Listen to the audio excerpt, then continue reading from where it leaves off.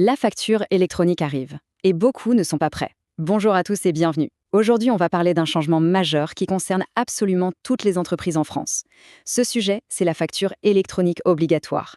On parle de plus de 7 millions d'entreprises concernées et plus de 70% ne sont pas encore prêtes.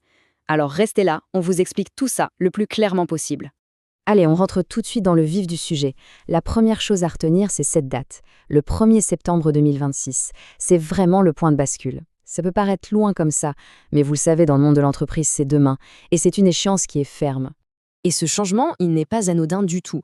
On parle de plus de 7 millions d'entreprises, et même près de 10 millions d'acteurs économiques en tout, qui vont devoir adapter leur façon de travailler. C'est l'ensemble du tissu économique français qui est concerné. Et voilà le chiffre qui, franchement, inquiète un peu. Plus de 70% des petites et moyennes entreprises, ne sont tout simplement pas prêtes aujourd'hui. C'est une immense majorité qui risque de se réveiller un peu tard si elle n'anticipe pas. Ce qui nous amène logiquement à la question, mais pourquoi une telle réforme? Pourquoi maintenant? En fait, la réponse tient en deux problèmes vraiment majeurs que l'État a décidé de prendre à bras-le-corps. Un véritable double fléau pour notre économie. Le premier fléau, c'est la fraude à la TVA. C'est un manque à gagner colossal pour les caisses de l'État. On estime ça entre 20 et 25 milliards d'euros chaque année. Avec la facturation électronique, l'administration fiscale va avoir une visibilité quasiment en temps réel sur les transactions, ce qui va rendre la fraude, disons, beaucoup plus compliquée. Le second fléau, c'est un mal que beaucoup de petites entreprises connaissent trop bien, les retards de paiement.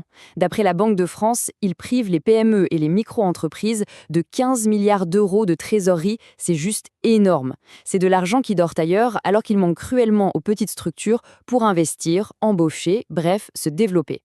Alors, pour s'attaquer à ce double problème, l'État change complètement les règles du jeu. Attention, ce n'est pas juste un petit changement de format, un passage du papier au numérique. Non, c'est une véritable révolution dans la manière même d'échanger les factures. Alors concrètement, comment ça change? Avant, c'était simple. On envoyait un PDF par mail, parfois par courrier. Le client pouvait dire « Ah non, j'ai pas reçu, c'est tombé dans les spams ». Bref, c'était opaque. Maintenant, c'est fini. Le circuit est totalement différent. La facture ne va plus directement du fournisseur au client, elle va passer obligatoirement par une plateforme agréée par l'État. Cette plateforme va la vérifier, l'horodater et transmettre les données importantes à l'administration fiscale avant même que le client ne la reçoive. Et voilà le point qui change absolument tout. La plateforme certifie la date de réception de la facture par le client. C'est terminé. Les excuses du type « j'ai perdu la facture » ou « je l'ai jamais eue », le système prouve que la facture a bien été déposée. Le délai de paiement commence donc à courir à partir d'une date qui est certaine et incontestable. Bon, ce nouveau système arrive très vite. Voyons maintenant qui est concerné précisément et à quel rythme.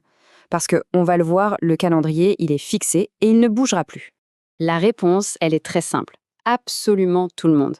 Quelle que soit la taille, la forme juridique, le régime fiscal, de la grande entreprise du CAC 40 à l'artisan indépendant. Et attention, point de vigilance très important, même les micro-entreprises qui bénéficient de la franchise de base de TVA sont concernées.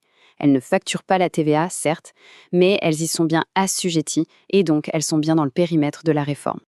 Alors, le déploiement se fait en deux étapes. Dès le 1er septembre 2026, toutes les entreprises, sans aucune exception, devront être capables de recevoir des factures électroniques. Ce même jour, les plus grosses, c'est-à-dire les grandes entreprises et les ETI, devront commencer, elles, à les émettre. Et un an plus tard, le 1er septembre 2027, l'obligation d'émettre s'étendra à toutes les autres, PME, TPE et les micro-entreprises. Et que les choses soient bien claires, il n'y aura pas de nouveau délai. Un amendement qui visait à reporter l'échéance a été rejeté, la machine est lancée, les dates sont gravées dans la loi. L'anticipation, c'est donc la seule et unique option. Et justement, ne pas anticiper, ça a un coût. Et ce n'est pas juste une menace en l'air. La loi a prévu des sanctions financières très précises pour celles et ceux qui ne respecteraient pas ces nouvelles règles du jeu. D'abord, il y a une amende de base pour le non-respect du format. C'est 15 € par facture qui n'est pas émise au bon format électronique. Ça peut sembler peu, mais si on multiplie par des centaines, voire des milliers de factures sur l'année, le montant peut vite grimper. Ensuite, il y a l'autre grande obligation qu'on appelle le e-reporting. Ça consiste à transmettre les données de transactions qui ne passent pas par une facture électronique, comme les ventes aux particuliers par exemple. Chaque oubli, chaque manquement, c'est une amende de 250 €. Mais là où ça devient vraiment dissuasif, c'est sur les retards de paiement.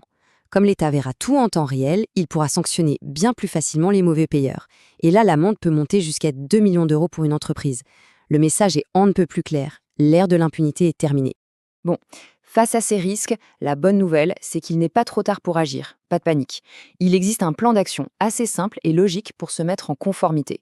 On peut le résumer en 4 étapes clés. Premièrement, choisir sa plateforme.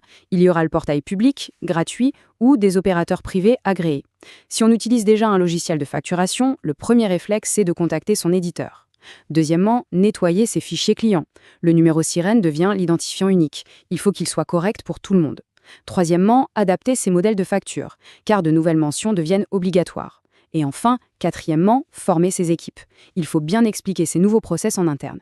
Et pour toute question, sachez qu'un numéro d'assistance nationale a été mis en place. C'est le 0800 6 807 807. L'appel et le service sont gratuits, donc il ne faut vraiment pas hésiter à l'utiliser. S'il y a une chose à retenir, c'est bien ça. Il faut bien comprendre la nuance. La réforme ne va pas déclencher le virement à la place du client. Il faudra toujours qu'il fasse l'action de payer. Mais, en rendant toute la chaîne de facturation visible et traçable, elle supprime les fausses excuses et elle expose les mauvais payeurs aux sanctions. Et pour la TVA, jouer avec le système, ça va devenir beaucoup plus compliqué. Alors, la question finale, c'est: êtes-vous prêt pour le 1er septembre? Dites-le nous en commentaire. N'oubliez pas de liker, de partager et de vous abonner. Vous pouvez aussi nous retrouver en podcast sur toutes les plateformes d'écoute ainsi que sur nos autres réseaux. Bonne journée à tous et à très bientôt.